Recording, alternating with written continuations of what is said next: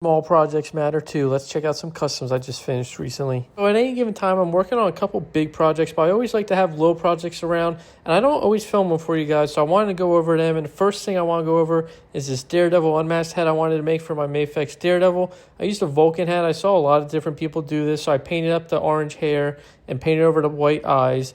And then I also found these G.I. Joe glasses, so I'll paint those eventually. But this looks great on the figure. I took a plug from a CT Toys head so that this head will fit better on the Mafex. And then next up, I wanted to show off these Venom heads that I talked about last time. As you can see, I brightened up the green to make it definitely look more slimy and touched up a lot of the red and the white eyeballs.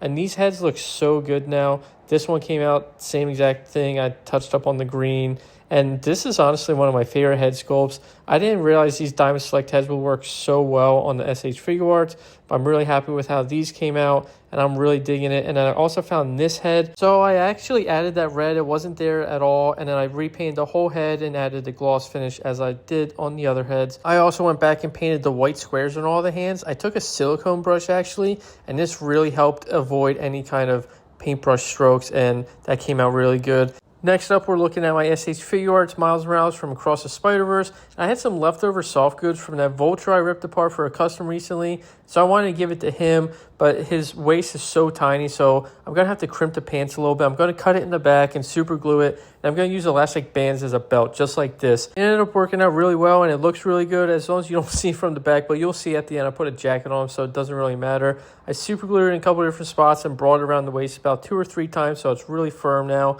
And I put the Sentinel high tops on there. They pop right into place. And then this red jacket, which I made and put a wire in there and a backpack. And that looks really good. And finally, I want to touch up on this Hobgoblin custom I did a while back. I really like this custom, but I always felt like there was something missing when these put together. And I feel like because of the Superman parts, he's a little modern, a little vintage. So we're going to take this holster from this Adam Strange, and then I'm going to use his pouch from the Jim Gordon's Batman and put it on his body.